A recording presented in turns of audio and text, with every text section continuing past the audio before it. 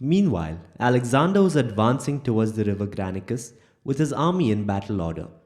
He had formed the hoplites in a double phalanx, posted the cavalry on the wings, and ordered the baggage train to follow behind. The forward party sent to reconnoiter the enemy position was led by Hegelucus, with the lancer cavalry and some 500 light troops. Alexander was not far from the Granicus when riders came at speed from the forward post to report that the Persians were ranged ready for battle on the far bank of the Granicus. Alexander then began to form his entire army for battle, but Parmenion came up to him and spoke as follows. "It seems to me, sir, that our best plan is for the time being to make camp on the river bank, just as we are. The enemy are greatly outnumbered in infantry, and I doubt they will dare to camp for the night anywhere near us. That will make it easy for the army to cross the river at dawn. We shall have the initiative and be across before they can form for battle. As things are now, I think there is risk in making an immediate attempt because it is impossible to take the army across the river on a wide front. Much of it looks deep, and as you can see, the banks here are very high, in places more like cliffs. We would straggle out of the water in column, the weakest possible formation, to meet a concerted charge by the massed ranks of the enemy cavalry.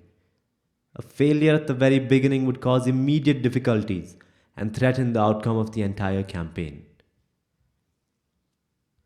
Alexander replied, "I am well aware of that, Parmenion, but I would be ashamed if, after crossing the Hellespont with ease, this little stream," this was his term to disparage the Granicus, "is to prevent us getting across just as we are. I would take that as false to Macedonian prestige, and I imagine that it would encourage the Persians to begin thinking themselves a match for Macedonians if they have met with no immediate justification for their fears." So speaking, he sent Parmenion to take command on the left wing and moved across to the right wing himself. On the far right, he had posted Philetus, the son of Parmenion, with the companion cavalry, the archers, and the Agrianian javelin men. Posted beside Philetus was Amyntas, the son of Anabasis, with the lancer cavalry, the Paeonians, and Socrates' squadron. Next to these were positioned the companion foot guards, led by Nicanor, the son of Parmenion. Beside them, the brigade of Perdiccas, the son of Orontes, and then that of Coinus, the son of Polymocrates, then that of Amyntas, the son of Andromenes, then the troops under Philip, the son of Amyntas. On the left wing, the far left was taken by the Thessalian cavalry, commanded by Callas, the son of Harpalus. Next to them, the allied cavalry under Philip, the son of Menelaus. Next, the Thracians under Agathon. To the right of them, the infantry, the brigades of Craterus, Meleager, and Philip, extending to the center of the whole line. The Persians' cavalry numbered some 20,000, and their foreign mercenary infantry a little less than that number. They were drawn up with the cavalry ranged in an extended phalanx along the river bank, and the infantry behind the cavalry. They posted a particular concentration of cavalry squadrons on the bank opposite where they could see Alexander himself ready to attack their left front. He was easy enough to pick out for the magnificence of his armor and the awed attention of his entourage. For some time, the two armies took no action, just standing there at the river's edge in dread of what was to come, and there was deep silence on both sides. The Persians were waiting for the Macedonians to start their crossing, so they could fall on them as they came up out of the water. But then Alexander leapt on his horse, calling on his entourage to follow and prove their worth, and ordered Amyntas the son of Anabasis to charge into the river with the advance horse guards, the Paeonians, and one brigade of the infantry preceded by Socrates' squadron, led by Ptolemy the son of Philip. This squadron happened to have the command of the whole cavalry for that day. He himself led the right wing into the river to the sound of trumpets and the raising of the battle cry.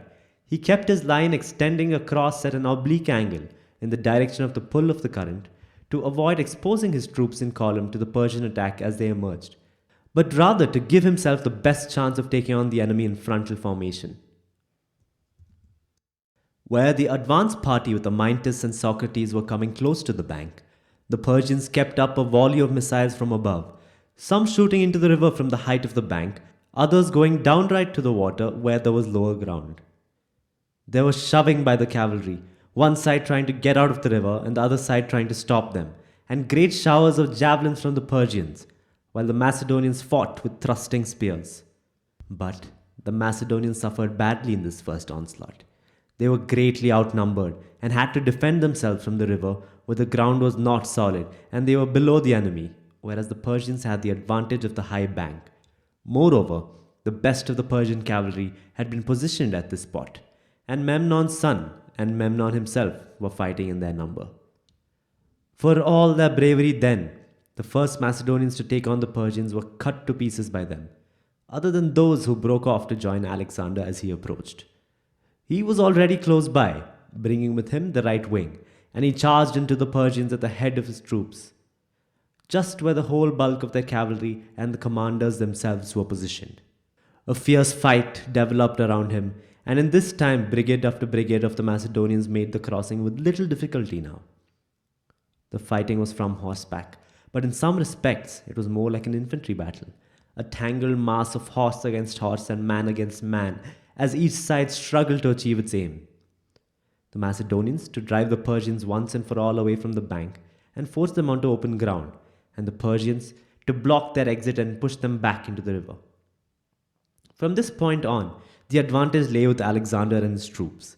It was not only their strength and experience, but also the fact that they were fighting with cornel wood lances against light javelins. At this stage of the battle, Alexander's lance was broken.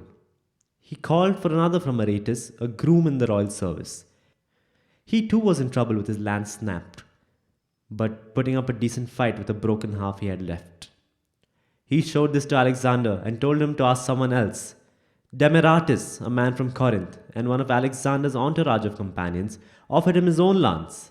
Alexander took it up, then seeing Mithridates, the son-in-law of Darius, riding out far in front of the others, and bringing a wedge of cavalry with him, charged out two in front of his own men, and threw Mithridates to the ground with a thrust in the face.